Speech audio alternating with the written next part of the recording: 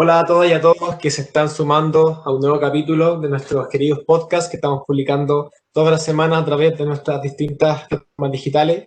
Así que les damos la más cordial bienvenida y que se sumen nuevamente con nosotros al capítulo de hoy, donde vamos a estar conversando con Sergio Tricio. Él es auditor de la Universidad Católica de Valparaíso, máster en Dirección Financiera de la Universidad Adolfo Ibáñez y docente de diversos cursos de finanzas, bienestar financiero, dirección financiera de un negocio de nuestra Facultad de Economía y Negocios de la Universidad de Chile. Mi nombre es Fabián Fuentes, periodista de Unegocios, y como les comenté, vamos a estar hablando sobre las finanzas personales de los chilenos, de cómo fue el 2020 en temas de la economía, de nuestro bolsillo, qué se viene para este año, los desafíos y cómo enfrentarlo de la mejor forma. Así que le damos la bienvenida y que se lo disfruten. ¿Cómo está, profe? ¿Cómo estuvo año nuevo? Hola Fabián, muy bien. Muchas gracias por la invitación. Todo tranquilo, cuidándose ahora en esta etapa que sigue presente. Como que todos Sí. queríamos dar vuelta a la página, un nuevo año como suele ocurrir, año nuevo, vida nueva, pero bueno, seguimos todavía confinados, gran parte, con restricciones y hay que cuidarse y tenemos para un rato más. Sí.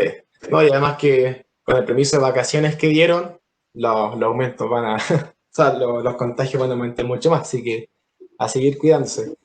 Así es, Profe, esperemos que no. sí.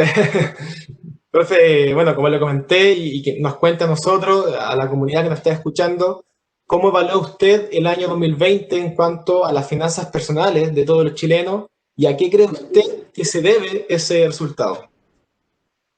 Uf, sin duda fue un año muy complejo. La verdad que a todos nos tomó por sorpresa esta pandemia.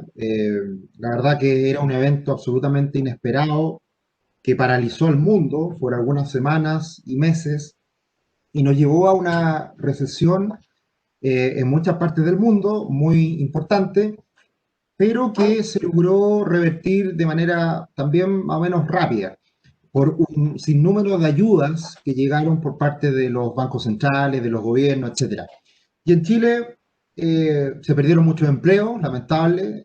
Obviamente muchas personas tuvieron que acogerse a medidas de desempleo, entre comillas, obligadas y con algunas ayudas, como fueron los subsidios. Y hubo bonos y hubo una que otra ayuda, pero por un largo periodo de tiempo, la verdad que las familias chilenas lo pasaron muy mal. Y lo único que destaco que fue muy positivo desde el punto de vista financiero, a diferencia de otras crisis, es que hubo una acción rápida de parte de las instituciones financieras, de los bancos, de ponerse de acuerdo y poder entregar estas prórrogas, estas postergaciones de los créditos, tanto hipotecarios como de consumo. Y eso en una crisis normal no ocurre. Generalmente en una crisis normal, el que no puede pagar, no paga, y si es que queda desempleado, se le viene el mundo abajo. Y esa medida fue muy positiva para poder, de cierta manera, patear hacia adelante el problema de los bajos ingresos. Y después, ya la solución definitiva viene con estos retiros del 10% que a muchas personas ayudó y que pudo revertir la situación delicada financiera que tuvimos el año pasado. Así que fue un año muy complejo, fue un año muy difícil, pero que creo, a diferencia de otras crisis, es que se pudo paliar de buena manera y hubo recursos disponibles para que las personas no lo pasaran tan mal como podría haber sido en una crisis normal. Claro. Y profe, ¿usted cree que digamos, un año deficiente en cuanto a las finanzas personales de los chilenos, ¿usted cree que se debe a la pandemia o ya se venía arrastrando desde hace algunos años? Bueno, yo creo que o sea, veníamos algo golpeados por el estallido social, que a muchas pequeñas empresas, comercios y personas también se habían visto afectadas. Así que ya había algún impacto en las finanzas personales, en el bolsillo. Mm. Y calificar si estamos mejor o peor en el tiempo es difícil de hacerlo, porque las mediciones que se pueden hacer van en función del ahorro, van en función de la deuda, de los ingresos, y en general las finanzas personales promedio, siempre pasa esto con las estadísticas, que hablamos en términos promedio, una economía como la chilena, que venía creciendo, venían aumentando los ingresos a lo largo del tiempo de manera significativa, también venía aumentando la deuda, pero esa deuda, el aumento de la deuda, ha aumentado mayormente porque han aumentado mucho los créditos hipotecarios, que ha habido ahí un incremento importante en la deuda asociado a bienes como una propiedad que son de largo plazo y que no son malas, sino que tiene bastantes beneficios. El ahorro siempre es complejo y la verdad que yo diría que la fragilidad más que nada es la que podemos en la pandemia corroborar, que es que las personas muchas veces no toman los resguardos necesarios para enfrentar una dificultad económica, como puede ser una crisis, un problema de salud y tantas otras situaciones que pueden afectar el bolsillo de una familia. Y yo creo que en Chile, precisamente por tener mucha estabilidad económica por muchos años, también pecamos un poquito de no tomar esos resguardos. Probablemente una crisis en Argentina a las personas no las tomó desprevenidas, porque en Argentina están siempre en crisis.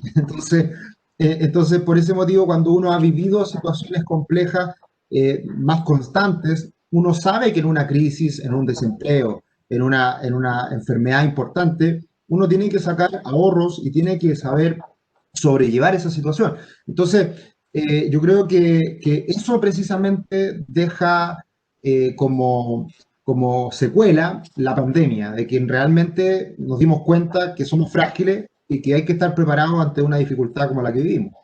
Me gustaría, gracias profesor, me gustaría tocar un punto que usted mencionó sobre el ahorro, ¿cierto? Yo creo, bajo mi experiencia, que la mayoría de los chilenos no fomenta el ahorro, no sabe cuánto ahorrar o de repente, no sé, yo creo que están tan apretados con las deudas que ni siquiera les da para ahorrar. No sé cómo lo ves tú desde tu experiencia, o sea, cómo podemos fomentar el ahorro y si realmente existen familias que definitivamente no pueden ahorrar ni siquiera un peso. ¿Cómo lo ves tú? Mira, esa es una buena pregunta y un tema de discusión amplio, porque también se puede traspasar a temas ya incluso más políticos, de política pública y de cómo son los ingresos en un país, un montón de cosas.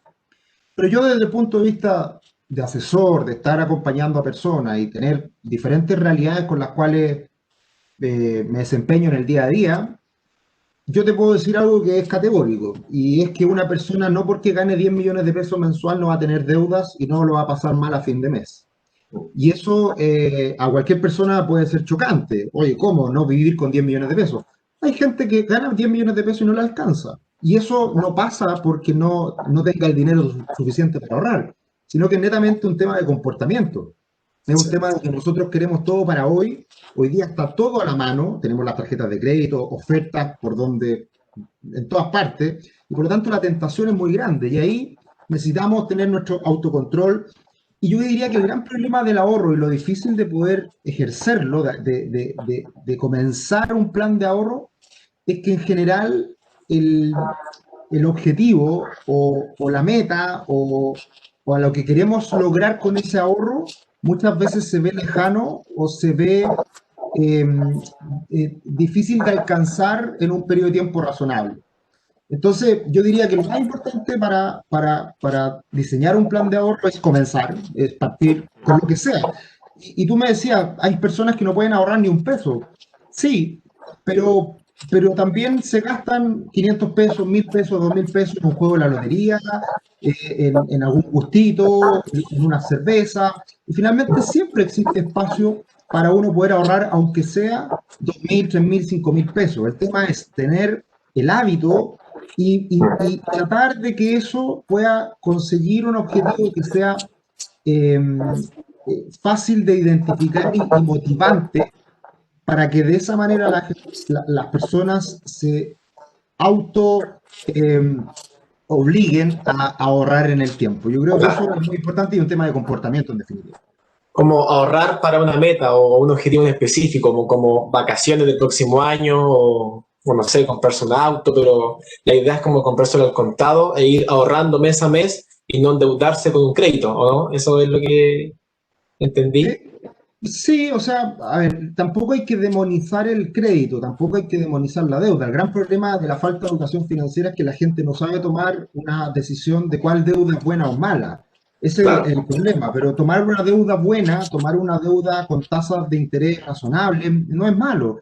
Y tampoco Mm. significa que uno tenga que esperar a ahorrar el último peso para comprarse el auto o la casa, que es algo bastante lejano y difícil, pero Mm. sí colocar un pie mayor, quizás no comprar el auto de último modelo, quizás comprar primero un auto usado que cueste menos dinero y de a poco ir avanzando en el tiempo, pero pueden Mm. haber mezclas también de ahorro y deuda que permita no alejar tanto la meta, pero disminuir los costos financieros que implica tomar mucha deuda. Mm. Súper. Igual he escuchado en a una entrevista y leído algunos artículos que, por ejemplo, del 100% que tú ganas, ahorra el 10%. No sé si sea un consejo recomendable según tu experiencia. Sí, mira, la verdad que yo creo que en cualquier hábito que uno tiene que comenzar a construir, ya sea ir al gimnasio, hacer una dieta o comenzar a ahorrar, uno debe comenzar de a poco y por lo tanto no ponerse una meta tan elevada. Probablemente para una persona que nunca ha ahorrado, el 10% de su ingreso puede ser demasiado y probablemente no le alcance, porque es un Perfecto. cambio muy radical. Y para esas personas que les cuesta, probablemente comenzar con un 3%, un dos por Mm. ciento, un 5% del ingreso y paulatinamente ir incrementando el ahorro mes a mes o año a año. Por lo Mm. tanto, yo creo que lo peor es ponerse metas muy grandes, ambiciosas, que no se puedan cumplir. Lo mejor es comenzar y comenzar con lo que sea. Genial, genial, profe. Gracias por aclarar ese punto que me imagino que toca a la gran parte de la población en Chile. Profe, y bueno, en cuanto a esto, lo del ahorro, cuidar las finanzas personales, también nos lleva a un punto clave que es la educación financiera en Chile, que me imagino que es muy baja, ¿cierto? No sé cómo lo ves tú, pero ¿cómo podemos desarrollar, cómo nos podemos educar financieramente para no cometer estos errores y empezar a fomentar el ahorro, empezar a no endeudarnos tanto o a no vivir tan elevados nuestras posibilidades? Sí, yo creo que lo más importante acá es hacerse responsable. Y así como cuando uno quiere mejorar su trabajo, su ingreso, su salario, tiene que hacer bien su trabajo y cumplir con sus tareas. En el ámbito de las finanzas personales es lo mismo, hacernos responsables, educarnos, buscar la información, comparar. Hay algunos aspectos que son súper sencillos que precisamente hablan de una mejora considerable de las personas respecto a sus finanzas personales. Y uno de esos aspectos clave, por ejemplo, es la comparación, la cotización. Cuando uno toma un crédito, ya sea hipotecario, consumo, o lo que sea, uno muchas veces se queda con lo primero que le ofrecen y no compara con otras instituciones o no negocia de buena manera con el ejecutivo. Entonces, es muy importante primero que todo comparar. Eso puede hacer una diferencia importante entre en las finanzas personales de cualquiera. Ahora, ¿cómo estamos nosotros respecto al mundo? ¿Cómo estamos nosotros respecto a la educación financiera como tal? Hay varias mediciones, hoy día una preocupación importante a nivel global, el tema de la educación financiera que nace o se impulsa a partir de la crisis financiera del 2008-2009. Entonces, es parte de las políticas públicas que los países tienen que levantar. Eh, pero la verdad que poco se hace, o sea, hay mediciones y están las ganas, pero la verdad que no sé, no es algo que cuando una política pública implica que uno se haga responsable, probablemente no sea tan atractivo para los políticos fomentar algo así, porque a nadie nos gusta escuchar que tenemos que ahorrar más. No es algo muy agradable, pero es algo que se debe impulsar por responsabilidad. Y ahí hay una relación muy cercana entre el crecimiento de un país o el PIB per cápita de un país respecto a la educación financiera. ¿Qué quiero decirte con esto? Países más ricos, en donde existe un PIB per cápita mayor, suele la población tener una mejor educación financiera. Países más pobres suelen tener una peor educación financiera. Y esto tiene una directa relación con el acceso a productos financieros. Porque en la medida que una economía es más rica, tiene más acceso al crédito, más acceso a cuentas de ahorro, de inversión, más productos financieros. Y, por ejemplo, en cuanto a las mediciones, Chile en la OCDE está de los últimos, porque somos uno de los países más pobres de la OCDE, pero a nivel latinoamericano, Chile es el país más rico de Latinoamérica y por lo tanto está en las primeras mediciones. Entonces, hay una relación bastante directa de lo que es educación financiera con el PIB per cápita, con el nivel de riqueza que tiene un país.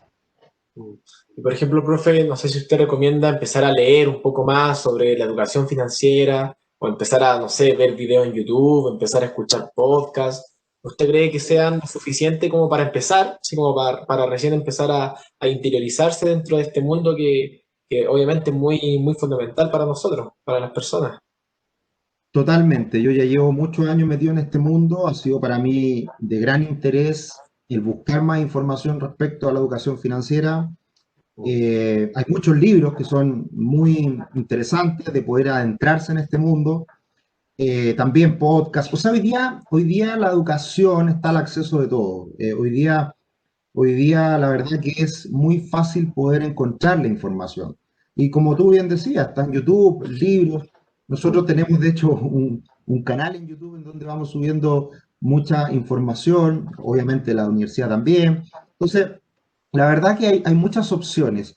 Y siempre me hacen la siguiente pregunta, muchos alumnos y personas a las cuales asesoramos. Me preguntan, Sergio, tengo una deuda y tengo una platita que me llegó. ¿Qué hago? ¿Pago la deuda o la ahorro? Y yo lo que siempre recomiendo es que las personas traten de aprender en el proceso. Es decir, no pagues la deuda, paga la deuda a poquito porque probablemente los mayores intereses ya están pagados, sigue pagando las cuotas de tu deuda, pero con esa plata que te llegó, ahórrala y comienza a aprender en el otro mundo que es de la inversión, de abrir una cuenta de inversión, de saber cómo los instrumentos financieros se mueven, cuánto puedes ganar, cuánto puedes perder también, y de esa manera ir abriendo el abanico de posibilidades desde el punto de vista de la deuda, el ahorro, la inversión. Idealmente después poder comprarte una propiedad, invertir en alguna propiedad, incluso también dejar algo de dinero para emprender. O sea, todo eso está relacionado a que una persona pueda ir mejorando financieramente. De hecho, volviendo atrás con la pregunta que me hacías, hay gente que no le alcanza el dinero. Bueno, que trabaje el fin de semana, que trabaje en sus horas libres, una horita, en lo que sea, gane un poquito de lucas extras, estoy seguro que mucha gente lo hace, pero esas lucas extras, ese dinero adicional, ahorrarlo, ponerse una meta de que ese ingreso extra permita comenzar con el hábito del ahorro.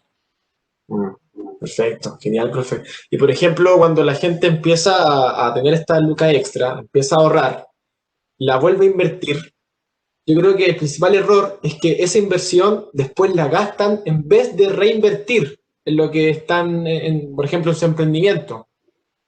No sé si usted está de acuerdo conmigo con eso, en que la ganancia que nosotros tengamos, por ejemplo, en un emprendimiento, la idea no es gastarlo, sino que reinvertirlo en nuestro negocio para que el día de mañana, en largo plazo, podamos tener más ganancia aún. Sí, totalmente. Ahí juega un rol importante el interés compuesto. Cuando uno invierte, obtiene un retorno, ese retorno, si se reinvierte, ¿Mm? va generando nuevamente más intereses en el tiempo. Entonces, en los negocios pasa lo mismo. Eh, y si lo llevamos a negocios gigantes exitosos del último tiempo, es un poco la filosofía de Amazon. Hoy día Amazon es una de las empresas más grandes del mundo y por muchos años no entregó dividendos, no entregó utilidades a sus accionistas. Recién, ahora en el último tiempo, lo está logrando. Y eso habla de que es una empresa que ha estado en constante evolución, innovación, crecimiento, y eso implica que con el paso del tiempo, y no tantos años, una empresa relativamente joven, tiene un par de décadas, es hoy día un gigante a nivel global. Lo mismo deberíamos pensar con nuestros negocios, con nuestras empresas, con nuestras inversiones. Ahora, a mí también siempre me gusta hablar de los equilibrios, porque también no tiene mucho sentido matarse trabajando y no percibir ningún beneficio de esa labor. Y por ejemplo, yo diría lo siguiente, si es que una persona está ahorrando para irse de vacaciones al año siguiente, al viaje de sus sueños, bueno, yo diría ahorra la mitad para ese viaje de los sueños y ahorra la otra mitad para inversión de largo plazo, que te permita mantener un estilo de vida futuro que sea el adecuado. Y ahí también, ligado a las finanzas personales y la planificación, yo creo que acá uno tiene que ponerse metas de largo plazo y saber que el mundo está cambiando, saber que los empleos son frágiles, saber que las pensiones no van a alcanzar y por lo tanto nosotros nos tenemos que hacer responsables de ese futuro. Es verdad, es verdad. Gracias, profe. Nos está dando varios tips y que la gente que está escuchando este capítulo anote ahí todos los tips que está dando nuestro experto. Profe, estamos llegando al final del capítulo de hoy. La última pregunta que le voy a hacer y que nos compete a todos nosotros es los desafíos de este año 2021. Ya empezamos, ya estamos a 7 de enero, si no me equivoco. Empezamos un nuevo año, ya aprendimos todo lo que nos dejó el 2020, pero ¿cuáles crees tú que serán los desafíos de este año 2021 y qué nos recomiendas para enfrentarlo de la mejor forma? Bueno, yo creo que va a ser un año muy interesante porque yo creo que a todos nos afectó de una u otra manera y yo creo que todas las crisis nos afectan generalmente para mejor, porque nos replanteamos cosas, porque nos damos cuenta que el mundo cambió y no estaba tan lejos, estaba ahí presente, el tema del teletrabajo, todas estas nuevas formas de comunicarnos que son tan interesantes. Yo creo que hay hartas cosas positivas a sacar de la pandemia y que se van a ir materializando en el tiempo como oportunidades y con un crecimiento que yo creo va a ser importante para Chile, para el mundo.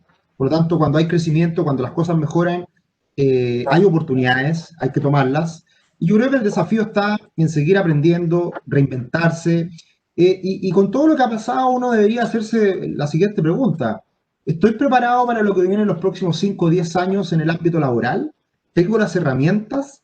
Estoy haciendo esos cambios. Yo creo que ahí está la invitación a seguir educándose de la manera que sea. Yo hoy día soy un convencido de que la universidad es una excelente alternativa para poder educarse, para poder aprender habilidades nuevas, pero también alguien que no tenga la posibilidad, no le alcance el dinero, su presupuesto, también puede encontrar toda esta información de una u otra manera en diferentes ámbitos. Por tanto, lo importante es siempre educarse, creo yo. Comprarse un libro de finanzas personales, hay muchos. Y la verdad que el educarse, el tomar oportunidades y pensar que va a ser un año mucho mejor, que ya peor que el año pasado, la verdad que es difícil. Yo creo que es un año interesante. Y Sí, lo que sí, relacionado a las finanzas personales, es que uno siempre tiene que estar planificando el futuro y tomando los resguardos. Siempre ocurre lo siguiente, y esto es un dato también interesante a tener en cuenta de cara al futuro. Uno cuando ya queda desempleado, cuando tiene la soga al cuello, con las deudas hasta arriba, y queda en nada, ahí uno dice, chuta, tengo que pedir un crédito, tengo que refinanciar, tengo que mejorar mi situación. Eso ya es tarde. Cuando uno tiene un trabajo, cuando uno está estable, cuando uno ve el futuro de manera positiva, es ahí donde uno puede aprovechar al sistema y uno endeudarse bien, buscar tasas de interés bajas y de esa manera tomar mejores decisiones. Así que yo creo que un año interesante el que viene, hay que aprovecharlo, hay que hacer los cambios que no lo han hecho ya, que yo creo que muchos nos hemos replanteado bastantes cosas. Así que nada, yo estoy muy optimista a lo que viene, así que espero que se cumplan esas expectativas. genial. Sí, además que hay que aplicar lo que aprendimos durante el 2020 porque nos golpeó muy fuerte y obviamente no hay que volver a repetir los mismos errores. Así que genial, profe. Muchas gracias por su participación. De verdad que los tips que nos entregó son muy buenos. Así que ojalá que a la comunidad que nos esté escuchando les sirva y puedan tener un buen año en cuanto a las finanzas. Así que gracias, profesor. Que esté bien. Un gusto Muchas haber gracias, conversado con usted. muchas gracias Fabián, gracias por la invitación. Que esté bien. Chao.